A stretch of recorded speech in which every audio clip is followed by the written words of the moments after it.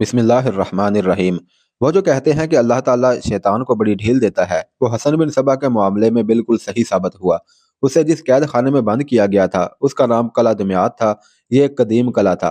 हुआ यूं कि जिस रात हसन बिन सबा को उस कैद खाने में फेंका गया, उसी रात उस किले का सबसे बड़ा बुर्ज गिर पड़ा।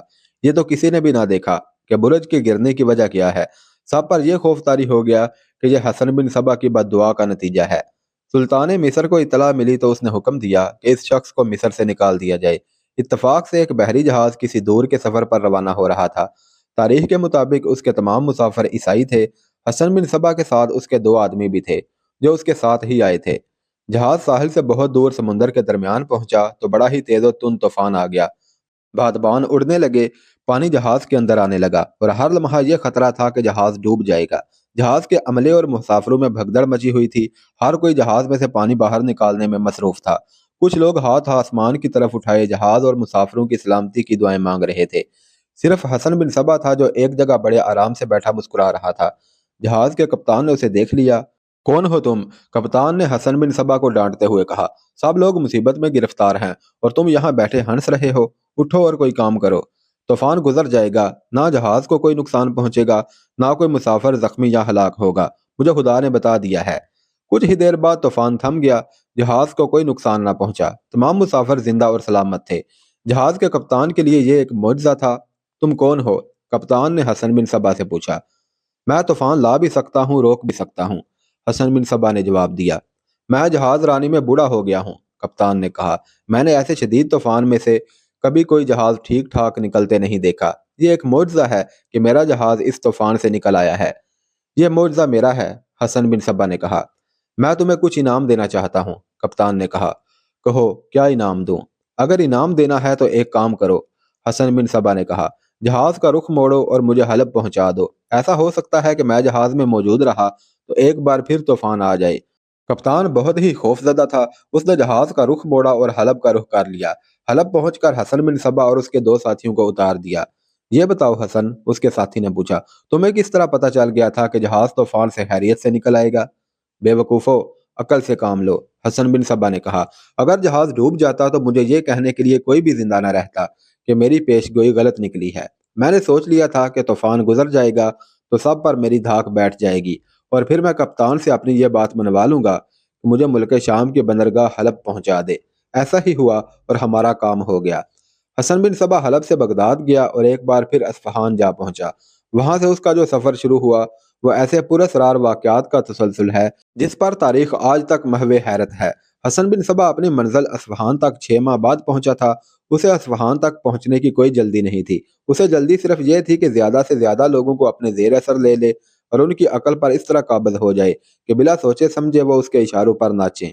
आगे चलकर हालात बताएंगे कि हसन बिन सबा अपने पैरोकारों को दीवानगी या पागलपन के उस मकाम पर ले जाना चाहता था जहां वो किसी से कहे कि अपने आप को हलाक कर दो तो वो अपना खंजर अपने ही दिल में उतार ले। हसन बिन सबा ने अपने पैरोकारों को जो फदाइन कहलाते थे उस मुकाम पर ले आया था और उसने ये मुजाहरे करके भी दिखा दिए और अपने दुश्मनों को हैरत में ही नहीं बल्कि खौफ में मुबतला कर दिया था। अंताकिया की बंदरगाह में उतरने वाला अकेला हसन बिन सबा नहीं था। उसके साथ दो उसके साथी थे जो उसके राजदार, हमदर्द और बही ख्वाह थे और 7-8 आदमी जिनमें एक जवान औरत भी थी हसन बिन सबा के साथ अंताकिया उतर गए थे। उन 7-8 आदमियों ने उस बंदरगाह पर उतरना था जो जहाज की मंजिल थी और वहां से मुल्क शाम जाना था। उनकी खुशकिस्मती कि हसन बिन सबा ने जहाज का रुख शाम की तरफ करवा लिया और वो पैदल सफर से बच गए।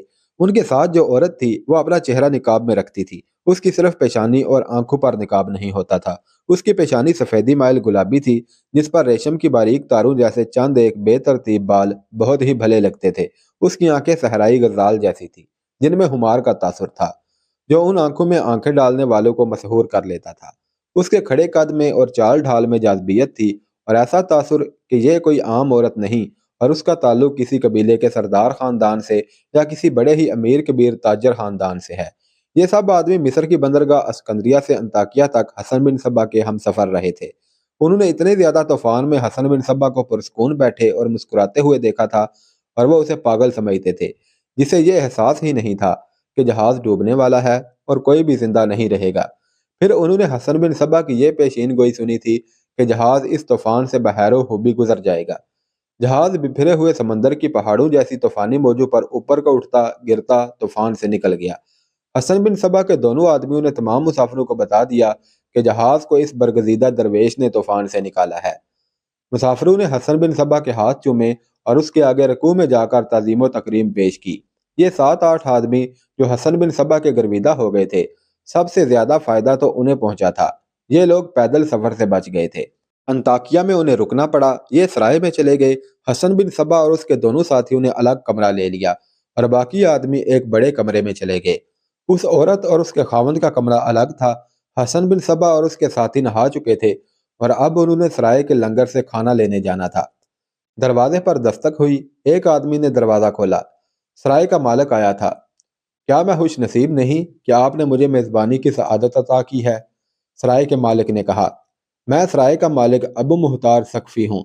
अभी अभी आपके हमसफरों ने मुझे अपने बहरी सफर की दास्तान सुनाई है। खुदा की कसम, जहाज में आप ना होते तो ये लोग मुझे इस तूफान की कहानी सुनाने यहाँ ना आते। आओ सकफी, हसन बिन सबा ने कहा, बैठ कर बात करो। ये तो बताओ, एक सकफी अपने वतन से इतनी दूर क्यों चला आया है? सुना है मेरे अबाओ अजदाद हजाज बिन यूसुफ से अदावत मोल ले बैठे थे। अबू मुख्तार ने जवाब दिया। उनमें से कुछ कत्ल कर दिए गए, कुछ भाग कर वतन से दूर चले गए और मेरा कोई बुजुर्ग इधर आ निकला। ये सराय उसी ने तामीर की थी जो विरसे में मुझ तक पहुंची है। क्या इस सराय में सिर्फ मुसलमान ठहरा करते हैं? हसन बिन सबा ने पूछा। नहीं पीरो मुर्शद, अबू मुख्तार ने जवाब दिया। इस सराय के दरवाजे हर किसी के लिए खुले हैं। ये सराय दुनिया की मानिंद है, जहाँ हर मजहब, हर रंग और हर नस्ल के लोग आते हैं, कुछ दिन गुजारते हैं और चले जाते हैं। दुनिया की तरह इस सराय में भी आमदोरफ्त लगी रहती है। आप जैसा वली अल्लाह और गैब का भेद जानने वाला मुद्दतों बाद आता है। क्या मतलब की बात ना कह दूं? इजाजत की जरूरत नहीं, हसन बिन सबा ने कहा। आज रात का खाना मेरी तरफ से कबूल फरमाएं। अबू मुख्तार ने कहा, और मैंने आपके लिए अलग कमरा तैयार किया है, आप उस कमरे में आ जाएं। कुछ देर बाद हसन बिन सबा उस कमरे में अपने दोनों साथियों के साथ दस्तरखान पर बैठा था। खाना बहुत पुरतकल्लुफ था। 3-4 और अजनबी भी मदऊ थे। ये एक कुशादा कमरा था जिसे रंगारंग रेशमी पर्दों और फानूसों से सजाया गया था। आधे से ज्यादा कमरा खाली था। दीवार से दीवार तक दिलकश रंगों वाला कालीन बिछा हुआ था। दस्तरखान कमरे के वस्त में नहीं, बल्कि एक तरफ चौड़ाई वाली दीवार के साथ बिछाया गया था। दीवार के साथ गौ तकिए रखे हुए थे। पीछे दीवार के साथ एक कालीन लटक रहा था जिस पर हरे भरे जंगल का मंजर बना हुआ था और उसमें एक शफाफ नदी बहती दिखाई गई थी। मुख्तसर ये कि यह शाहाना इंतजाम और ये आलीशान जियाफत एक एजाज था जो हसन बिन सबा को दिया गया था। मैं आपके मिजाज से वाकिफ नहीं, सराय के मालिक ने हसन बिन सबा से कहा। आपके ज़ौक़ का भी मुझे कुछ पता नहीं, गुस्ताखी न कर बैठूं। क्या आप रक्स, गाना या सिर्फ साजों की मौसीकी पसंद करेंगे? तुमने मुझे क्या समझकर ये बात पूछी है? हसन बिन सबा ने पूछा। एक बरगजीदा हस्ती, सराय के मालिक ने जवाब दिया। अल्लाह के जितना करीब आप हैं, वो हम जैसे गुनाहगार तसव्वुर में भी नहीं ला सकते। अल्लाह ने किसी बंदे पर कोई नेमत हराम नहीं की। हसन बिन सबा ने कहा, रकासा के फन से लुत्फ अंदोज होना गुनाह नहीं, उसके जिस्म को अपने कब्जे में लेकर उससे लुत्फ और लज्जत हासिल करना गुनाह है। क्या इस्लाम नीम बरहना रकासा का रक्स देखने की इजाजत देता है? सराय के मालिक ने पूछा। हाँ, हसन बिन सबा ने जवाब दिया। इस्लाम जहाद में हर मुसलमान से जान की कुर्बानी मांगता है और मुसलमान नारे लगाते हुए जानों की कुर्बानी देते हैं। इसलिए इस्लाम हर मुसलमान को दुनिया की हर नेमत और हर तफरीह से लुत्फ उठाने की इजाजत देता है। हमने जो आज तक सुना है वो इस्लाम के दुश्मनों ने मशहूर किया है। हसन बिन सबा ने अपने मेजबानों की बात काटते हुए कहा। यहूदियों और नुसरानियों ने देखा कि इस्लाम थोड़े से अरसे में आधी दुनिया में मकबूल हो गया है, तो उन्होंने इमाम और खतीब बनकर यह बेबुनियाद बात फैला दी कि इस्लाम सिर्फ कुर्बानियां मांगता है और देता कुछ भी नहीं, और इस्लाम में सवाए पाबंदियों के और कुछ भी नहीं। तारीख में आया है कि हसन बिन सबा अपने आप को इस्लाम का अलम बरदार कहलाता था। वो मुसलमानों को इस्लाम के नाम पर मुश्तइल करके उन्हें इस्लाम के खिलाफ इस्तेमाल करता था। यह ज़रूरत उसे इसलिए पेश आई थी कि उसने अपनी सरगर्मियाँ और अपने अज़ाइम के लिए जो इलाका मुंतखब किया था वह मुसलमानों की गालिब अक्सरियत का इलाका था। सराय के मालिक ने हसन बिन सबा की यह बातें सुनी तो उसने खाने पर हाजिरी देने वाले एक मुलाजम की तरफ इशारा किया। मुलाजम बड़ी तेजी से बाहर चला गया। फौरन ही वो वापस आ गया। उसके पीछे 4-5 साजिंदे साज उठाए कमरे में आए और कालीन पर बैठ गए। साजों की आवाज उभरी तो नीम बरहना रकासा यूं कमरे में दाखिल हुई जैसे जल परी शफाफ नदी में तैरती हुई आ रही हो। साजों की धीमी धीमी आवाज शहर जगा रही थी। اور نوجوان رقاصہ کا مرمری جسم ناگن کی طرح بال کھا رہا تھا۔ اس کے بازو رقص کی اداؤں میں یوں اوپر نیچے اور دائیں بائیں ہو رہے تھے جیسے فردوسے بری کے ایک بڑے ہی حسین پودے کی ڈالیاں ہوا کے جھونکوں سے ہل رہی ہوں، اور فانوسوں کی رنگا رنگ روشنی کا اپنا ہی ایک حسن تھا۔ دسترخوان پر بیٹھے ہوئے مہمان کھانا بھول گئے، یوں معلوم ہوتا تھا جیسے اس نوجوان رقاصہ نے سب کو ہیپناٹائز کر لیا ہو۔ لیکن حسن بن صبا اس لڑکی کو کسی اور ہی نظر سے دیکھ رہا تھا۔ اس کی آنکھوں میں کسی جوہری کے اس وقت کا تاثر تھا جب وہ ہیرا یا کوئی قیمتی پتھر پرکھ رہا ہوتا ہے۔ اس ضیافت، اس رقاصہ اور سازندو نے اس رات کو الف لیلہ کی 1000 راتوں جیسی ایک رات بنا دیا تھا۔ آدھی رات گزر گئی تھی جب حسن بن صبا ضیافت سے فارغ ہو کر اپنے کمرے میں داخل ہوا۔ سرائے کا مالک بھی اس کے پیچھے کمرے میں چلا گیا۔ حسن بن صبا پلنگ پر بیٹھ گیا۔ پیر و مرشد، سرائے کے مالک نے نماز کی طرح اپنے دونوں ہاتھ پیٹ پر باندھ کر کہا، کیا میں آپ کی خدمت میں کوتاہی تو نہیں کر رہا؟ یہ میرا مطالبہ نہیں تھا، حسن بن صبا نے کہا۔ مجھے تم بوریے پر بٹھا کر اور روٹی پر دال رکھ کر دے دیتے تو بھی میں اللہ کا شکر ادا کرتا کہ اس کے ایک بندے نے مجھ پر اتنا بڑا کرم کیا ہے۔ اب یہ بتا دو کہ تمہارے دل میں کوئی خاص مراد ہے یا تم کسی پریشانی میں مبتلا ہو؟ اے طوفانوں کا منہ پھیر دینے والے امام، سرائے کے مالک نے کہا، پہلے اس شہر میں صرف میری سرائے تھی اور تمام مسافر میری سرائے میں آتے تھے۔ تھوڑے عرصے سے 2 یہودیوں نے ایک سرائے کھولی ہے۔ وہ مسافروں کو شراب بھی پیش کرتے ہیں، لڑکیاں بھی۔ اس سے میری آمدنی بہت کم ہو گئی ہے۔ آپ کو اللہ نے ایسی طاقت عطا کی ہے کہ ان کا بیڑا غرق کرنا ہے یا اپنا بیڑا پار لگانا ہے؟ حسن بن صبا نے اس کی بات کاٹ کر پوچھا۔ یہ فیصلہ آپ ہی کر سکتے ہیں حضور، سرائے کے مالک نے کہا۔ میں تو چاہتا ہوں کہ میری آمدنی پہلے جتنی ہو جائے گی۔ حسن بن صبا نے کہا، کل ایک کالا بکرا ذبح کرو، خواہ چھوٹا سا ہی ہو، اس کے دونوں شانوں کی ہڈیاں میرے پاس لے آنا، اور مجھے یہ بتاؤ کہ یہ رقاصہ کس کی ملکیت ہے؟ ایک بوڑھی رقاصہ کی بیٹی ہے یا ولی، سرائے کے مالک نے جواب دیا۔ زیادہ تر میں ہی اسے اپنے سرائے میں خاص مہمانوں کے لیے بلایا کرتا ہوں۔ کیا حضور کے دل کو یہ اچھی لگی ہے؟ ہاں، حسن بن صبا نے جواب دیا، لیکن اس مقصد کے لیے نہیں جو تم سمجھ رہے ہو۔ اگر تم اس کی ماں کو بلاؤ تو میں اسے اس لڑکی کے متعلق کچھ بتانا بہت ضروری سمجھتا ہوں۔ وہ اس لڑکی کو صرف جسم سمجھتی ہوگی، لیکن یہ کامسن لڑکی جسم سے کہیں زیادہ کچھ اور ہے۔ سرائے کے مالک نے ایک ملازم کو بلا کر کہا کہ رقاصہ اور اس کی ماں کو یہاں بلا لائے۔ وہ دونوں ابھی گئی نہیں تھیں، اطلاع ملتے ہی آ گئیں۔ سرائے کا مالک انہیں پہلے ہی حسن بن صبا کے متعلق بتا چکا تھا کہ یہ کوئی امام یا ولی ہیں اور ان کے ہاتھ میں کوئی ایسی روحانی طاقت ہے جو طوفانوں کو روک دیتی ہے۔ رقاصہ اور اس کی ماں نے بے تابی سے خواہش ظاہر کی تھی کہ وہ حسن بن صبا سے ملنا چاہتی ہیں۔ وہ اپنے آپ کو خوش قسمت سمجھ رہی تھی کہ امام نے خود ہی انہیں بلا لیا تھا۔ وہ کمرے میں داخل ہوئیں تو حسن بن صبا نے دیکھا کہ رقاصہ ابھی رقص کے لباس میں تھی۔ یہ کوئی لباس نہیں تھا، کمر سے اس نے ریشم کی رنگا رنگ رسیاں لٹکا رکھی تھی۔ ان رسیوں نے اس کا کمر سے نیچے کا جسا ڈھانپ رکھا تھا، لیکن وہ چلتی تھی یا ناچتی تھی تو اس کی ٹانگیں رسیوں سے باہر آ جاتی تھیں۔ اس کے سینے کا کل لباس ایک بالش تھا۔ اس کے شانوں اور پیٹ کو اس کے نرم و ملائم بالوں نے ڈھانپ رکھا تھا جو اس نے کھلے چھوڑے ہوئے تھے۔ مستور ہو کر آ لڑکی، حسن بن صبا نے کہا، میں تیرے جسم کا طلبگار نہیں، میں تیری روح کو برہنہ کر کے دیکھوں گا اور تجھے بھی دکھاؤں گا، تو اپنے روح سے نا آشنا ہے۔ اس نے رقاصہ کی ماں سے کہا، جا اسے ایسے کپڑے پہنا کے لا کہ اس کے صرف ہاتھ نظر آئیں اور کچھ چہرہ نظر آئے۔ ماں بیٹی چلی گئیں، سرائے کا مالک وہیں بیٹھا رہا۔ تمہارا کام ہو جائے گا، حسن بن صبا نے اسے کہا۔ جب یہ ماں بیٹیاں آ جائیں تو تم چلے جانا اور صبح میرے پاس آنا۔ سرائے کا مالک بھی چلا گیا۔ رقاصہ اور اس کی ماں آ گئی۔ رقاصہ نے ویسے ہی لباس پہن رکھا تھا جیسا حسن بن صبا نے اسے کہا تھا، اس لیے اس نے اس کے چہرے کے نقش و نگار میں سحر انگیز نکھار پیدا کر دیا تھا۔ وہ نوجوان تھی لیکن اب وہ کم سن لگتی تھی، معصوم سی لڑکی۔ کیا تجھے یہ اس لباس میں اچھی نہیں لگتی؟ حسن بن صبا نے رقاصہ کی ماں سے پوچھا۔ ہاں مرشد، ماں نے جواب دیا، یہ مجھے اسی لباس میں اچھی لگتی ہے۔ اس لیے یہ اچھی لگتی ہے کہ ایک پاک روح ہے، حسن بن صبا نے کہا، ناپاک جسم نہیں۔ اس کی قیمت پہچان۔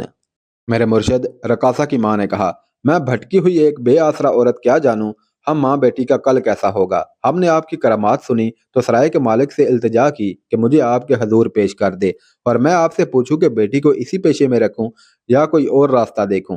مجھے آنے والے وقت کی کچھ خبر دیں۔ حسن بن صبا نے سحر اور علم نجوم میں دسترس حاصل کر لی تھی۔ اس نے نوجوان رقاصہ کا دائیں ہاتھ اپنے دونوں ہاتھوں میں لے کر پھیلایا اور اس کی آڑی ترچھی لکیریں پڑنے لگا۔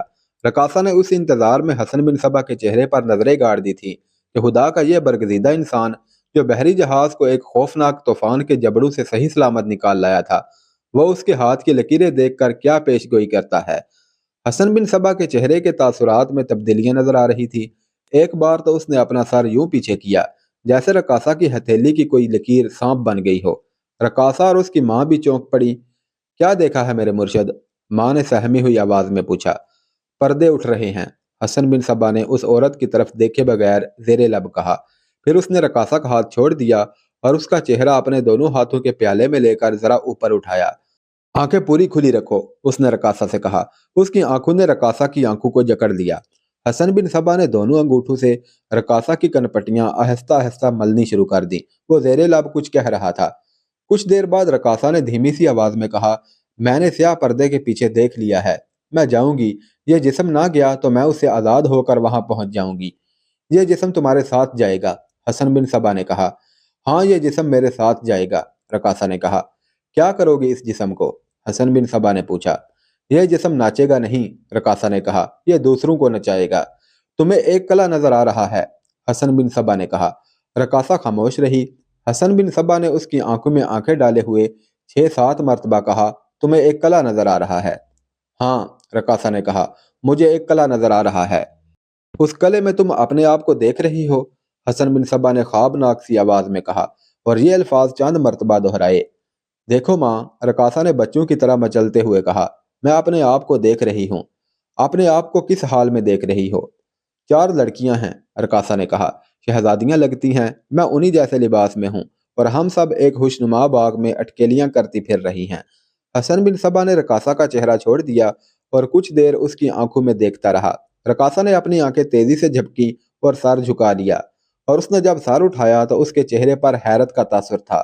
وہ آنکھیں پھاڑے کبھی حسن بن صبا کو اور کبھی اپنی ماں کو دیکھتی تھی۔ حسن بن صبا مسکرا رہا تھا۔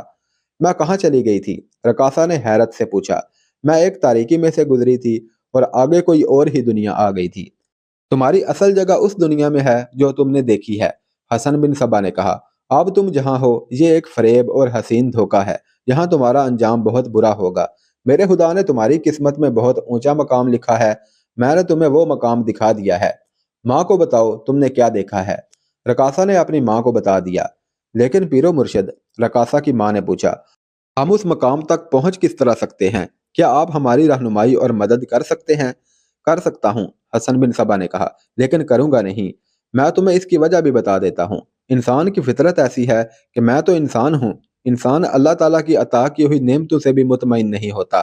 میں نے 2-3 آدمی کو اسی طرح ان کے اصل مقام دکھائے اور انہیں وہاں تک پہنچا بھی دیا تھا، لیکن تھوڑے ہی عرصے بعد انہوں نے میرے خلاف باتیں شروع کر دی۔ اب تو میں کسی کو اس کے متعلق کچھ بتاتا ہی نہیں۔ تم عورت ہو اور مجبوریوں نے یا درہم و دینار کے لالچ نے تمہیں غلط اور خطرناک راستے پر ڈال دیا ہے۔ پھر مجھے تمہاری بیٹی کا خیال آتا ہے۔ میں نے اس کا اصل روپ دیکھ لیا ہے، تم نے اس پر بہروپ چڑھا دیا ہے، لیکن میں اسے اس مقام تک پہنچانا چاہتا ہوں۔ تم اس کے ساتھ رہو گی اور تمہیں تمہاری کھوئی ہوئی تعظیم اور تکریم ملے گی۔ پھر ہم پر کرم کیوں نہیں کرتے یا مرشد؟ ماں نے التجا کی۔ صرف ایک صورت میں کرم ہو سکتا ہے، حسن بن صبا نے کہا، اپنی سوچیں میرے حوالے کر دو، اپنے آپ کو بھی میرے حوالے کر دو۔ کر دیا مرشد، ماں نے کہا، آپ جو حکم دیں گے ہم ماں بیٹی مانیں گے۔